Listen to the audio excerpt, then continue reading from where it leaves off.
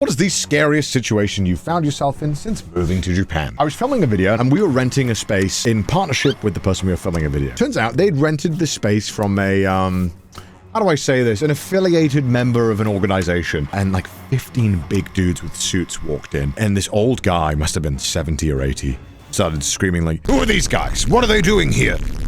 Why is there cameras here? What are you filming?" And a guy who had arranged the video for us was desperately trying to jump in and was like, well, no, it's fine. Don't worry. We're just wrapping up. We're leaving now. It's not a big issue. And during this whole time, we have like these 3 dudes staring at us, watching us pack everything away. Big dudes in suits.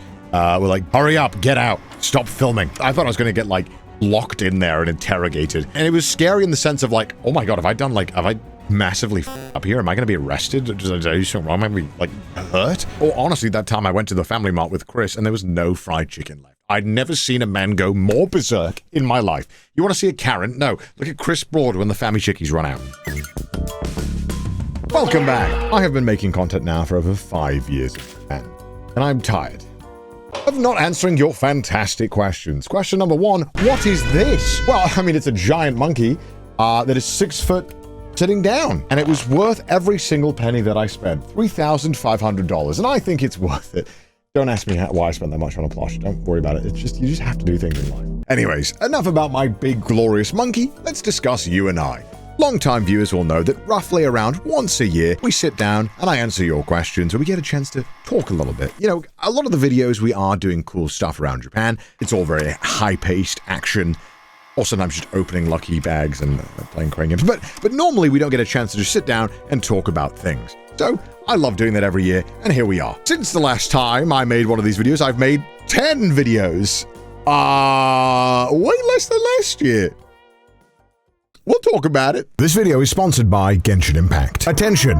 Genshin Impact is launching on November 20th on Xbox. Make sure you don't miss out on those new goodies, such as a free exclusive Xbox glider, free primogens given to XGP members, every version update. Xbox accounts will also have cross-save function between HoYoverse and Microsoft platforms. And for those of you who aren't familiar with Genshin Impact, now is a great time to get into it. Genshin Impact is an open-world action RPG game available on multiple platforms. Start your adventure on the continent of Teyvat, where 7 kinds of elemental powers surge, featuring many characters to meet, regions to explore, and plenty to immerse yourself in. And there is also a brand new patch. The new 5.2 patch will introduce the new 5-star character, Cheska, and new 4-star character, Oraron. Known as the Peacemaker, Cheska is an animo DPS that uses the bow and gun in battle. Cheska can ride her gun and fly mid-air, making traversing skies at first and travel easier than ever. Not to mention, she can also float in combat with her skill. Oraron is an electric bow user with crowd control capabilities who synergizes with team compositions with varying elements.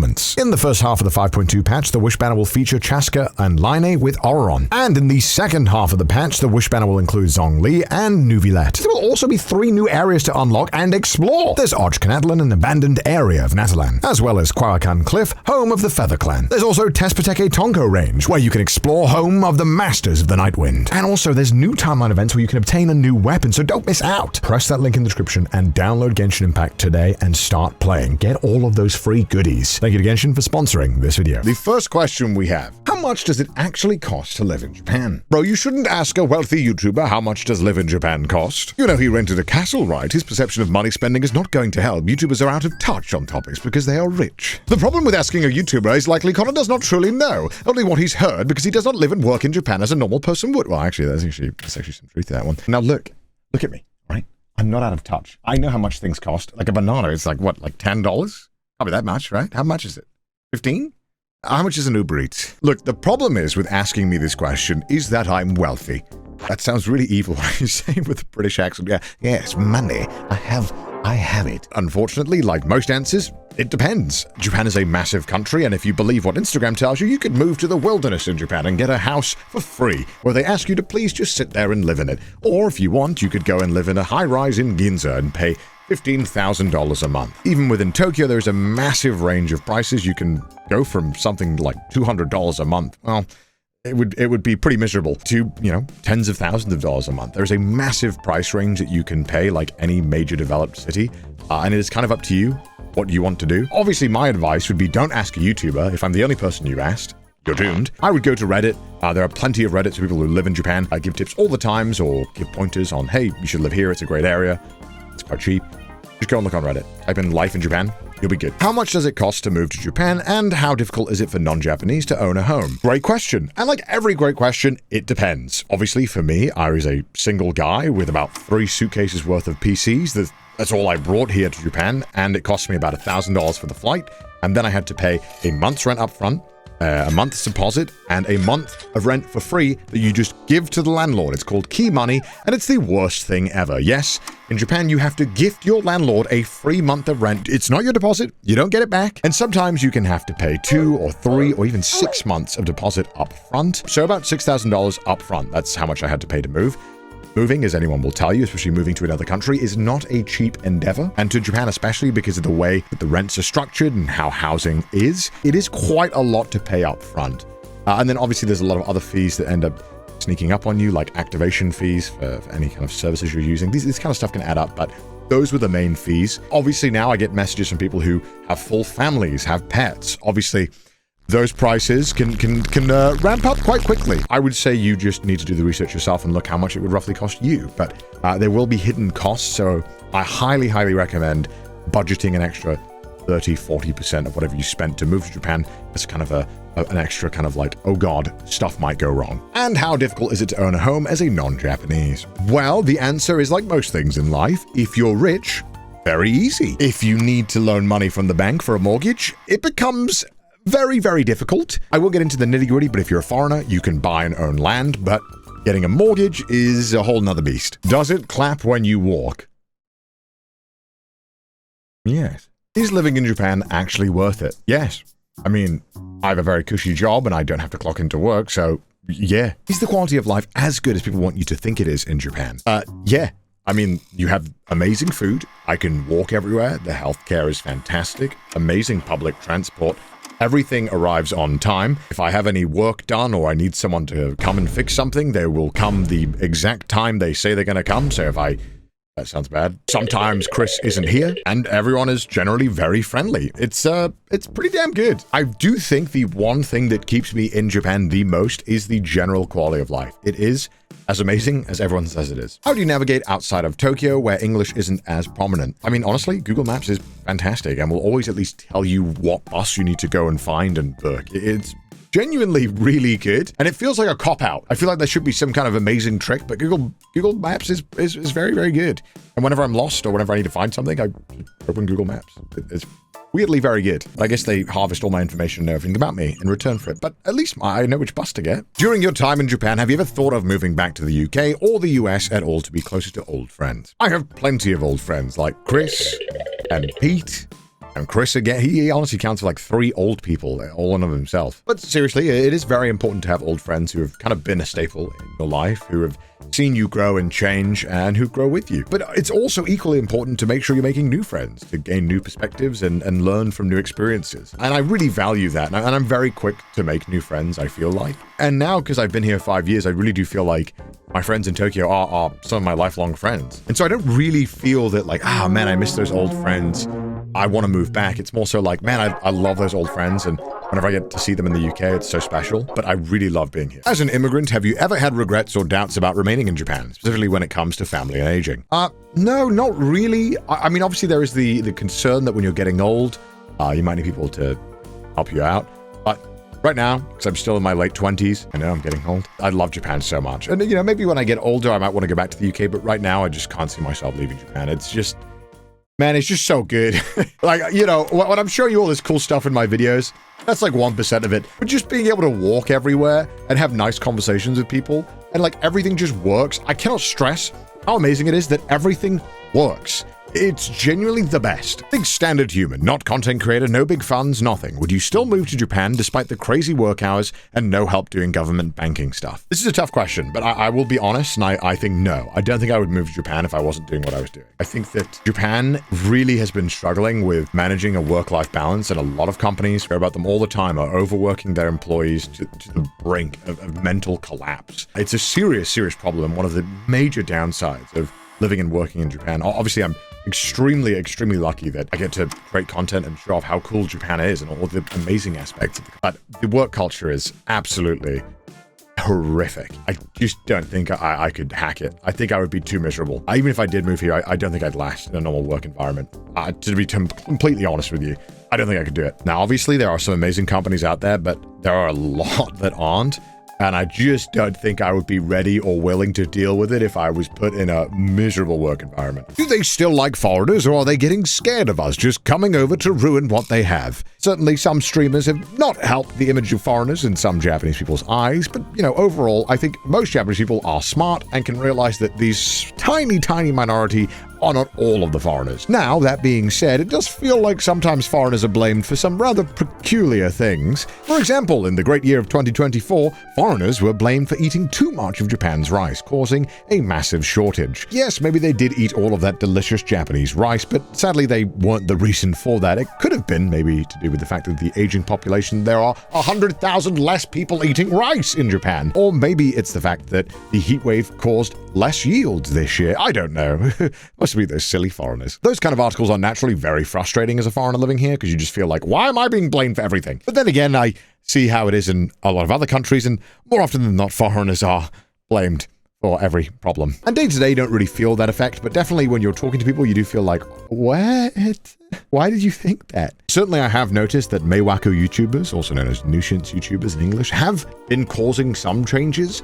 A lot more establishments now do clearly state you cannot stream in there, and that's honestly a good thing. If they don't want you to stream, it's probably best that they say it and not have to tell you awkwardly when you're already in there. So overall, I feel like the change is not that much, just having more of a clearer guideline when it comes to people who are being kind of a dick. And look, it's honestly not that complicated if you are visiting Japan or you're a foreigner who wants to live in Japan. Just don't be a dick, and you'll probably be fine. What's something you would tell Connor from 5 years ago? Learn Japanese sooner! I left learning Japanese until I got there. And honestly, it all worked out. My Japanese level is not amazing, but I can do everything. I can talk to everyone, and I can express all of my thoughts. Is it clean? Do I sound good? And do I sound smart? No.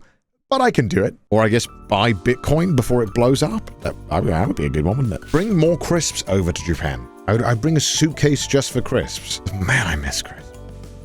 It's not as good as in Japan. This is kind of broad, but how much have you changed as a person since moving to Japan? Like, did you change your lifestyle habits, sleep, eat, work, play, based on living in the country? Although overall, I would say that my quality of life is massively increased. I have a more consistent work-life balance than ever. I go to bed at 9 and wake up at 1. I don't procrastinate that much. I exercise a lot, and I'm happy. But I do drink a lot more, and not in like the depressing way, in more like, wow, people want to hang out, and it's a lot of fun way.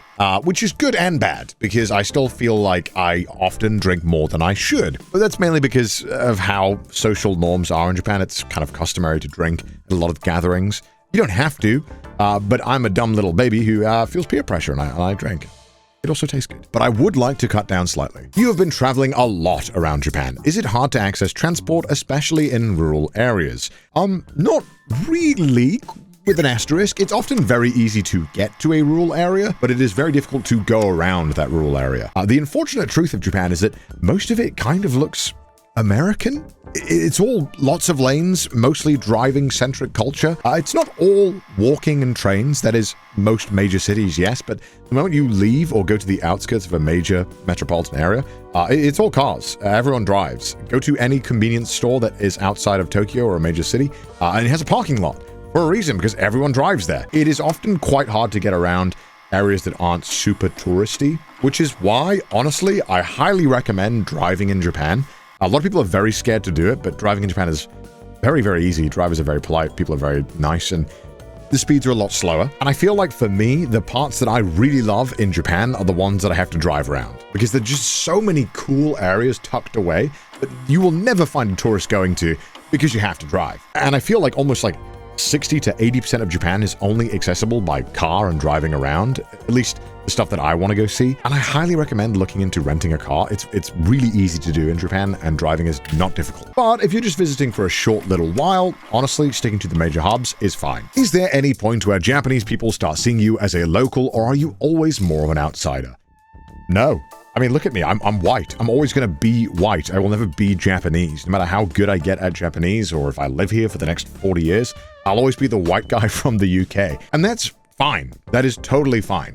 You can completely integrate as a foreigner, but you won't be a Japanese person. They won't see you as a Japanese person. Maybe I'm crazy, but I don't think that's a bad thing. I think it's okay to be a foreign person, but completely integrate into this culture and the society and pay your taxes and complain about shit that Japanese people complain about. But you can still be a foreigner and have your own history and your own culture to look back on. And I think that's an amazing thing. Why would you want to become something else entirely? You often see these stories online about people who want to move to Japan. They do, they become perfectly fluent in Japanese, integrate as much as possible, and still get disillusioned for the fact that people don't see them as a Japanese person. And I think it's better to go to Japan with the mindset of, I'm a foreigner, I can represent my foreign culture, but I can also do my best to fit in and have a great time. Obviously, if that's your goal. Yay, happy haircut, looking sexy as what I really want to know is when I'm going to get to eat that cake. But I suspect that's not really something you'll want to have in your Q&A video. Well, joke's on you. I put it in because I regret putting it in. Let's move on to the next one. Do you think that the friendships you left behind in the UK are still as strong as when you lived there? I mean, I'd like to think so, but realistically, they're probably not as strong as they were when I was there all the time. But I don't think that's a bad thing that friendships wane a little bit. I think that's a natural part of moving on with life. But when I am there with my old friends in the UK, it feels like no time has passed. And I think that's just a part of growing up that you have to come to learn with and accept. Is there a process to being respectful in Japan? Generally, the golden age rule of don't be a dick is a great piece of life advice that can work in most environments, including filming in public. You know, just don't get in people's way, don't block off streets, don't be too loud, and don't break things. Just, you know, no one cares if you film in public. It's totally fine. Just don't be a nuisance. Is it ever overwhelming or embarrassing? It used to be. I don't really feel embarrassed by it anymore. I'm just trying to do my job and hopefully make some good videos. Do I succeed in that? Who knows? What's your focus moving forward? A lot of stream events happened recently, so I'm wondering if you're going to go full Connor Dog, Trash Taste is pre-recorded ahead of travel, and more often. Guests haven't been on as frequently. I don't count Chris. Main channel is slowing too. It's weird because I feel like I'm making a lot of stuff, but I'm juggling so many things, and this is something that we always talk about on these videos. I've also made, I think, less videos this year than I did last year, which is a shame, but the videos have also gotten bigger in scope. Obviously, recently we did the Japan castle renting video, which was a Goliath video. And I kind of prefer those style of videos where we get to do something big and crazy and spend a bunch of money and do a bunch of cool stuff, but still show off awesome areas of Japan. It's just unfortunate that those videos often take a lot of time. They take a lot of prep. It just slows everything down. I'm still trying to roughly stick to one video a month on the main channel and have it be good. Whether I succeed in that, who knows? I don't hold myself to it. I do really try to make sure that the second channel, Connor Dog, is consistent. I do think we put out some absolutely amazing videos that easily could have gone on this channel. Lately, we did a cyclothon video, which was a 4-hour epic, and if you haven't watched it, highly recommend it. We also did a bunch of really amazing in-depth gaming videos, which I personally love because I've always been a fan of gaming. So right now, I'm really happy. It feels like we're pumping out a ton of amazing stuff, and it's just kind of a bit more scattered. But I do think I will keep leaning into live streaming because right now, that's just what I enjoy. Live streaming's fun. It's fun going live and chatting with people while you record. Right now, this is kind of sad. I'm just chatting to a camera. There's no instant feedback. I need my dopamine hit right now. Tell me I'm right, chat. Chat, are you there? I do still really enjoy doing the more precisely crafted content pieces, but I just love the live aspect of it so much. And more importantly, I love doing stuff with my friends, and live content is fantastic to do with friends. You put so much of your life online, and obviously a lot of your friends are also content creators. You find it challenging to maintain a level of privacy and a personal life that is separate from all of that. Yeah, I do think I do. I feel very comfortable that my private life is private and then my public life is pretty public. I've been doing this for 10 years, and I feel like if I hadn't figured that out by now, I probably would have had a mental breakdown and I wouldn't be making this video right now. There's naturally stuff in my private life that I don't share with anyone online, and that's just how it is. The way I see it is that this is my work and my private stuff is private, and I hope if you can be respectful of that. Doing your RV trips in Cycle Honey? What specific equipment and software do you use to make it all possible? It's a little complicated, but the main thing is that we have this giant bag, which TSA most certainly thinks is a bomb. We have all the internets going into this thing, and then this thing puts it on the web. And then we have a bunch of remote things. It's a whole lot of tech, but it makes everything look cool, and I think the videos are very fun. How easy or how long does it take to get citizenship? I don't know personally, because I don't want to become Japanese. I'm very happy being British and a little Welsh boy. I feel like that's my identity, and I'm kind of okay with that. Should I change? Should I be ashamed to be British? Yeah, I should. Okay, I see your point, actually. I'll look into it for you. In your opinion, what is the most important thing for someone moving to Japan? The confidence to try new things. I think if you are a person who is unwilling to try new foods, try new experiences, learn new languages, you will fail. There's a lot of people who gatekeep Japan and try to gatekeep Japanese culture online and tell you, no, you won't make it. It won't be good for you. You can't integrate. It's a lot of bullshit. I'm really not fond of this notion that you have to become absolutely fluent in a language to move to Japan. I think it is completely okay to learn the language in Japan. That is why they offer courses in universities for Japanese in Japan. They don't expect you to be perfectly fluent the moment you arrive. It depends on what you're here to do. If you're here to learn Japanese, then yeah, learn Japanese. It's totally fine. Don't listen to any of the bullshit gatekeeping online about Japan. Is learning Japanese through Duolingo a waste of time, or is the dialect different? I think you need to learn English first. Perhaps. I'm not insulting. Just saying that. Look, Duolingo will not make you fluent in Japanese, but what it can do is get you an interest in Japanese, and maybe you can then go on to finding other ways to learn Japanese that are maybe a bit more productive and a bit more helpful. TLDR, anything that gets you speaking Japanese is good. Any advice for content creators considering a move to Japan from overseas? Yeah, if you are a content creator that wants to move to Japan, hit me up. Let me know. I'll try and help you out the best I can. I think Japan is an amazing place, and I would love for more people to experience it. What advice would you give shy, introverted people to help them experience new things, even if it was uncomfortable or awkward? It's tough, because I understand the feeling of cringe and uncomfortableness is an extremely overpowering one. I mean, hell, half the videos on my channel I can't rewatch back because it's just too much even for me. For example, when I did the strip club video in Japan, I was pretty uncomfortable with that. I wasn't super comfortable that I felt that I looked good, and putting myself out there in that kind of way was not something that I wanted to do. However, I'm really glad that I did. I realized that, look, the only thing standing in the way of me is me and what's up here, right? I was in safe hands. I trusted my own judgment and everything, and I was confident that this would be fun and it would work out and I wouldn't regret it. I would say the moment that you want to do something, if there's that little nagging feeling that's trying to tell you, hey, don't do it. It's gonna be embarrassing. It's gonna be awkward. Don't do it. Just try your goddamn best to overpower that and just put yourself out there. I know it's hard. It's so hard. But if you wanted to do something in the first place, odds are it was probably a good idea if you really are passionate about it. Good luck. I wish you the best. When do you know it's the right time to go home, or do you feel like Japan might be your long-term home? I am struggling not knowing if I should return to my country or try to make Japan work in the longer term. I'm not happy in my current visa position, but feel like I have no choice. It is tough living in Japan sometimes. Like, obviously there are so many good things about it, but it can be a very, very lonely place. There have been moments where I've honestly been like, you know what? I'm going home. I don't want to do this anymore. But at the same time, I know why I came here. I have to remind myself why I wanted to live in Japan.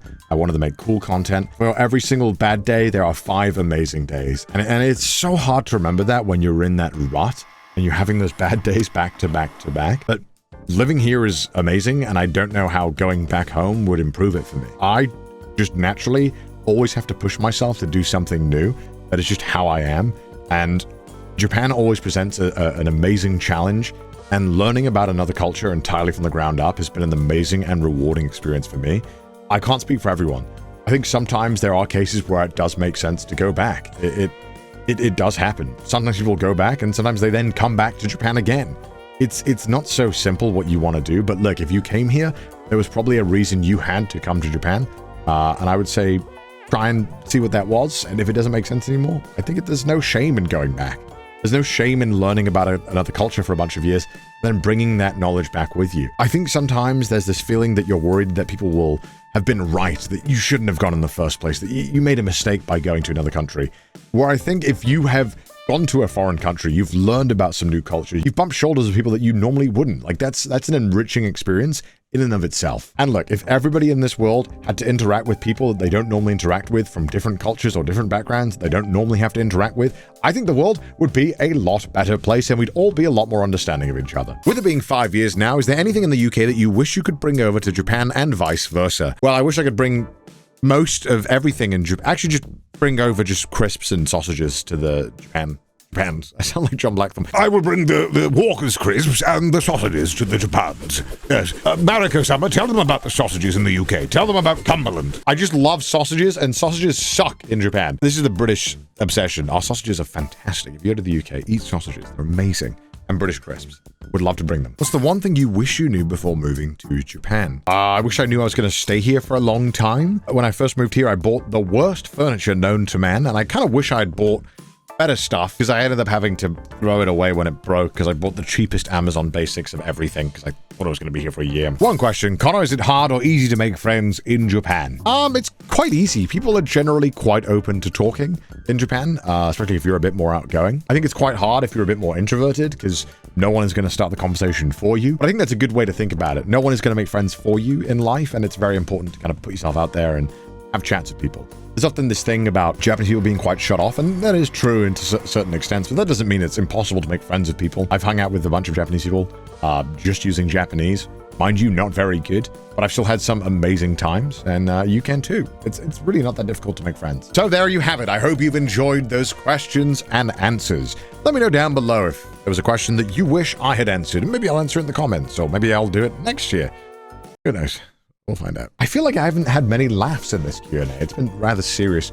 Perhaps that's because of the somber attitude in the world right now. And I just want to say that I appreciate that all of you guys have been with me on this journey so far. This pretty much marks the time in my life where I've spent more of my adult life in Japan than I have in the UK. And that's a really weird experience for me and something that I'm battling with myself. I feel like I'm slowly losing touch with my Welshness.